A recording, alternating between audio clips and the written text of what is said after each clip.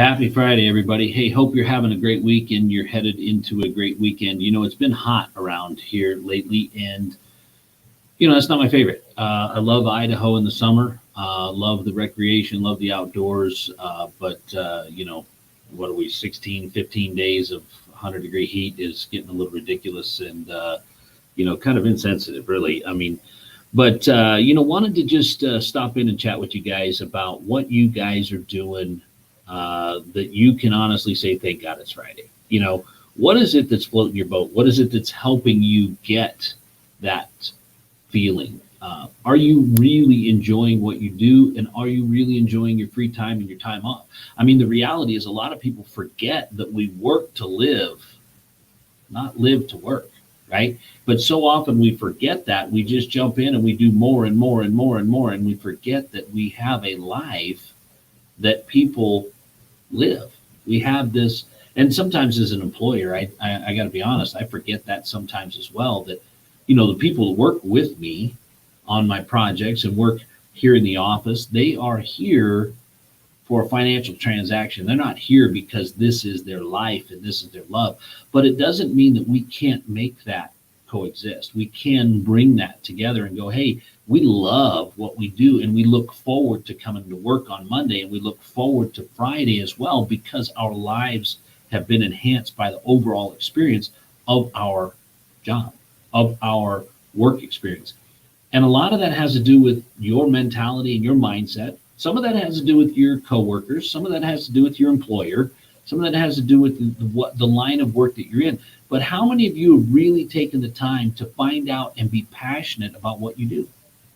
How many of you took a job in high school or out of college and you just kind of worked there and they gave you an advancement, and so you got a little bit more money and that allowed you to stay there a little bit longer, but you were always intending someday to do something different and to maybe look at another line of work and all this and that, but it just never kind of worked out that way, and you always stuck it out. And now here you are, you're making too good of money to change careers. You'd really love to be a dog trainer.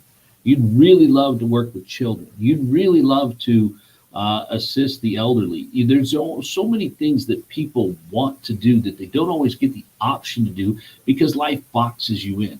You were headed down life's road, and then all of a sudden you've got a child on the way, and then you've got, a second one, and then, you had medical situations, and all of a sudden we're stuck.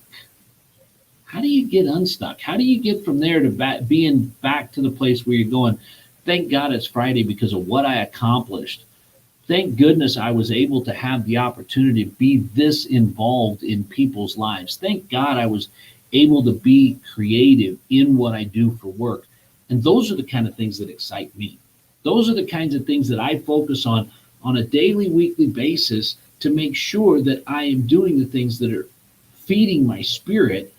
And I know that sounds funny because I'm in construction and development, right? How does that feed your spirit? What do you like, eating dirt clods? I mean, how does that feed your spirit? You go down and you work with the city and you beat up, you deal with this and you try and fix a roadway and you try to deal with this easement issue and all this stuff. How does that feed your spirit? I'll tell you why. It's really easy. I'm able to provide housing. I'm able to provide places for people to live. I'm able to provide communities. And you know what? I've been building in my area for 27 years. I've lived here for 40. My family has lived and made all of their money on providing benefits to our community, providing additional housing, providing additional warehouse space to run businesses out of, building police stations, building fire stations, all of those kinds of things that help people enhance the lives of those around them. And so I'm able to take part of that, and I'm able to look at that and go, man, that's really exciting to me. And I love doing what I do because that allows me to be part of building a community from the house up, right? From the place that somebody moves into and grows and goes to school and interacts with the community. And that feeds my spirit, right? I'm able to work with new investors and new people and what they want to deal with. I spoke with a guy last night for almost an hour about a deal that I probably won't have anything to do with, but is his deal, right? I encouraged him and I told him other ways to think about stuff because that feeds me. Because this gentleman's trying to solve a problem for himself, for his family, and for other families when he's looking at this other multifamily property. And so when I look at that, I go, man, thank God it's Friday because I am I'm worn out. I gave it all. I played hard. I did a great bit of work this week. I accomplished a lot, but I'm ready to enjoy my time and have fun with my family. And I'm ready to spend some time. We're actually doing a company rafting trip this weekend. So I love the people I work with. I think they like me, but we're all getting together. We're going river rafting with our families, and we're going to have a great time and a big picnic. And that's the kind of environment that I love to create and make sure that my entities and my businesses are permeated with, so that my people look at that and go, man, I actually kind of like my boss. I actually kind of like the other people I work with. And it is a positive, constructive environment that allows me to feel fulfilled in what I do and how I do it. So that when I go to my weekend, I'm not coming in going, "Rah, rah, rah, rah, rah. I can't believe that guy talked to me. I can't believe I had to work that. I can't, blah, blah." And then you bring that home. I want to live in a world, and I try to operate with the attitude that when I'm done with work, I leave work at work, but I'm happy. I'm happy, and all too often I bring work home, and I'm always talking about the deals we're doing and how we're doing it. Remember the conversation I had the other night? My dad said, "How you doing?" And I said, "Do you want the short version or the long version that has details about what we're doing?" He says, "No, I just want to know how you're doing." I said, "Dad, I'm doing great." He said, "That's fantastic. You look good." And that's another point, right? I'm able to say, thank God it's Friday, because I'm taking care of myself. I'm enjoying what's going on in my life. And I'm very, very pleased at the end of the day with what I contributed and what got contributed to me, right? And as long as that's a two-way street, as long as you're giving out the good juju and taking in the good juju, that's a great thing. What's even better is if you can take in the bad and only give back the good. Say, I wish I could say I was that great. I wish I could say that was my daily. But I got to be honest. Sometimes I have a hard time taking in the bad and only giving good. But what it does is it gives me a chance to reflect on how I'm doing. Because if that bad bothers me and it bogs me down, it means that I'm not living my most fulfilled life.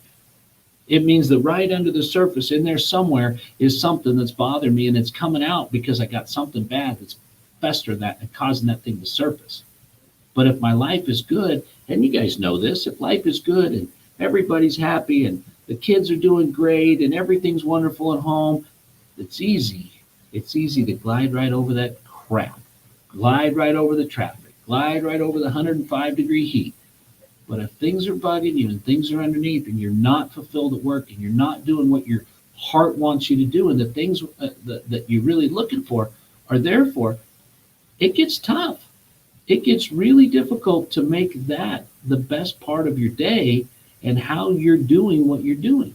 So what I would encourage you to do is, guys, find what you love. Find what allows you to go, thank God it's Friday and I had a heck of a week and I'm ready to take the time. I'm ready to get involved with my family, because if you're happy at work, you're happy at home. If you're happy at home, it makes work tolerable. If work's tolerable, it makes you not great at home, right? Because if you really think about it, by the time you go from your commute to your office to your home again, that's a majority of your day. That's a majority of your energy. But how many of us spend so much time focused on that part of our life and skip the other part of our life? Don't get to the part where we're enjoying ourselves, where we're able to have time for ourselves, for our family, for our friends, right? We're so caught up in the rat race, or we've gotten trapped and we're not happy, that we're unable to calm down. We're unable to just be ourselves, and we're unable to go, gosh, I really enjoy my life and I'm happy with my life. So guys, those are things that you really want to consider when you're looking at what you're doing. And it's not all about money. It's not. When you're looking at your ability to be happy and love your life and love what you do, come on, it's your life. It's the only one you have, and you're the only one that has to live it. So why spend so much time not happy?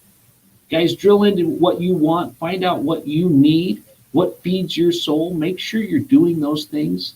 Take the time for yourself. Enjoy your weekend. Enjoy your families. Enjoy your friends. And if you find out you don't have enough friends, go make some more. People out there need people. We'll talk to you soon, guys. Have a great weekend. We'll see you next week.